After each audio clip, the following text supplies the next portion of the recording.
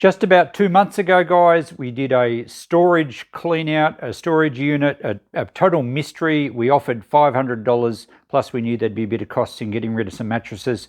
And the owners said, go for your life, clean it out, but you've got to take everything.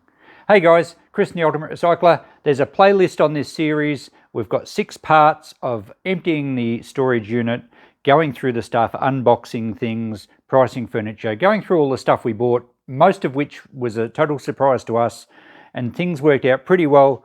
Now, there's a playlist for this underneath. We've got 6 parts. This now is the final part of that series. It's now 2 months after we first did the deal. We did take around about 3 weeks to process it all. So it's about, 5 weeks or so since we finished processing. We've sold lots of it. We're well into profit mode. So this episode is just going to show you what the best things were, show you a few things we took home as well. We'll go through the price list and just give you a bit of a scan of what we've sold, and there's certainly still some stuff left, but the deals turned out pretty good. Firstly, for those who haven't seen the series, here's a bit of a flashback of what we were looking at when we first did the deal. So we'd turned up on a chilly winter's morning fairly early. We brought the van and the Hilux ute and the trailer. So there was just Kristen and myself, no one else around, and we had to empty this unit. Now it's pretty jumbled. Kristen was having a bit of a peek in there just to work out where to start, and we didn't know what was in half the boxes. It looked like the owners had actually rummaged through to make sure there was nothing good in there. Who knows what's happened? But we'd done the deal and we were presented with this job to totally clean out. As you can see, there was a bit of furniture as well, and quite a lot of jumble of just packing cases and bags and all the plastic tubs. Most of them were cracked and broken. There was a two-seater couch that folds out as a bed. There was some very dubious artworks. Some bar stools that the guy had told us were brand new, and actually they were quite well used. So it was a real mixed bag of low value stuff. And here's the ute and the trailer loaded up. You can see the old mattresses that just weren't good enough to sell or even give away, so they had to go to the transfer station. But they make a handy sort of topper when you're tying down stuff on the trailer to make sure nothing blows off. There's the unit all swept out and neat. That's how we like to finish a job. We get so much work from purely just doing a good job. So the owner will be very happy. In fact, I got a message back straight away to say he was happy with that. Kristen's ready to hit the road with the ute and the trailer, and the van is loaded to the roof line. And now, around about 2 months later, let's see what we've sold. We did make sure that we got rid of a lot of the bigger stuff because we are always short on room here. So we itemize everything, we give everything a serial number, and we price. This column is the price that we put on things. This column is the price that things actually sold for. Sometimes things like cushions, we do $5 each, and as they sell, we add them to this column. And if I do a quick tally up there, 20, 40, 60, 80, 110, $120 back on cushions. How's that? That's some hidden value, and that's the old multiplication effect I always talk about. In fact, this whole deal is a good example of that, because there really wasn't anything outstanding. As far as treasure hunting go, this deal was a bit of a flop. Let's actually scan through the pages, and you'll see that we've sold, I'd suggest 60% of the items, maybe even a little bit more. We've certainly got through it pretty quickly. Red glass, no, I can't see anything over 100. Let's see. You'd expect there to be some treasures in a whole storage unit full of stuff, particularly because people were paying storage fees on it for 2 years. I find it hard to believe that people pay out all that money just to store junk, and there was a lot of junk here. There you go, $100 for a hall table. That's the best item. Oh, the large glass lamps, if I can find some vision, I'll show you those. We did have $195 the pair on these. They worked perfectly. We ended up selling them for $170. So I think that was just about the best sale. Let's go through the next page. There's a lot of this red glass here that we did unbox that we priced up a fair bit because it looks good in the cabinet. So we haven't really sold any of that.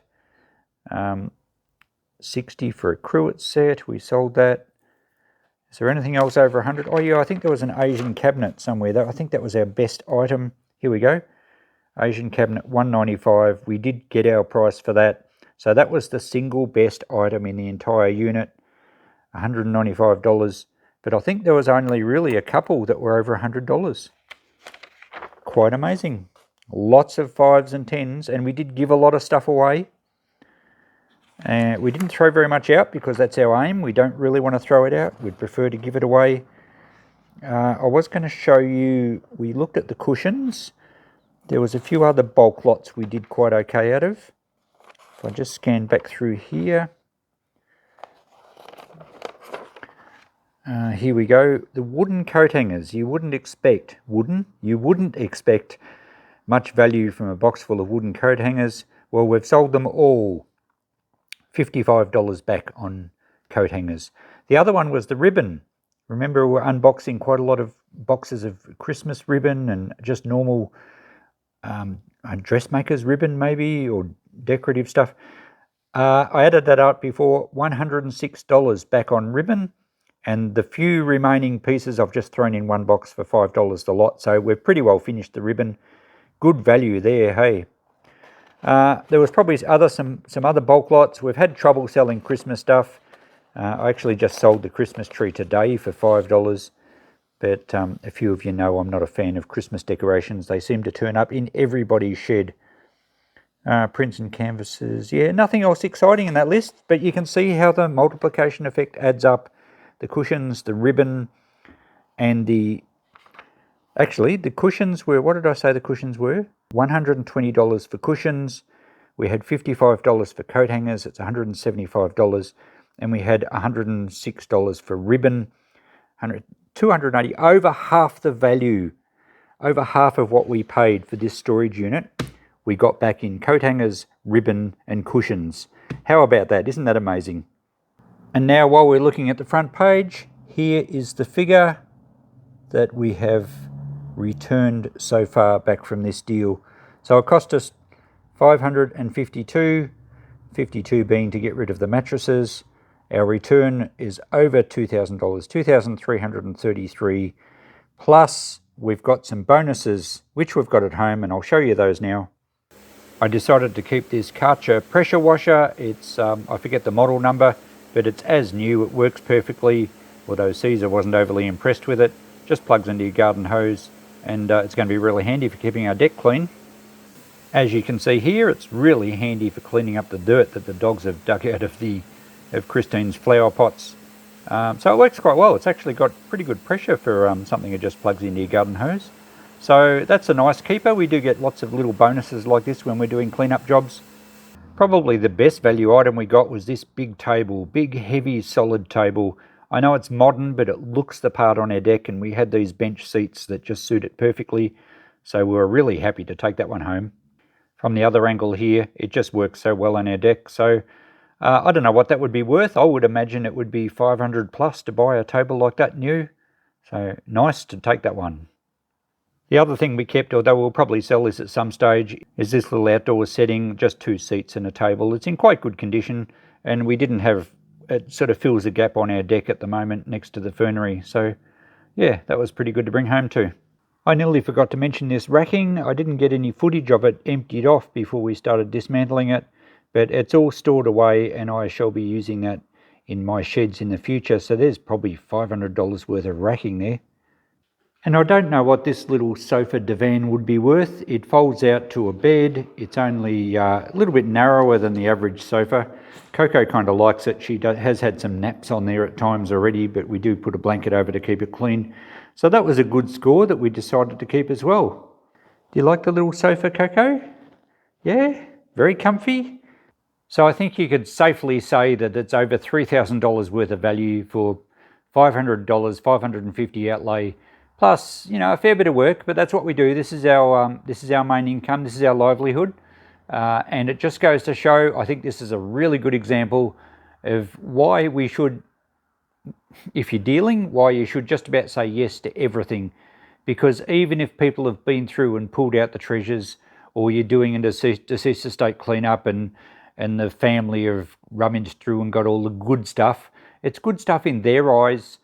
There's always going to be things they've overlooked, but don't forget that multiplication effect. And as long as you've got an outlet like our shop, you can make some really good money. Market stalls work well. You could have a regular garage sale, but if you are just relying on online sales, it is very hard to sell $5 and $10 items online because of the postage. It's usually the dearest part. Anyway, this is how we do business. I hope you enjoy our adventures, our buying journeys, our cleanup jobs. There'll be plenty more coming. Thanks for watching. Bye for now.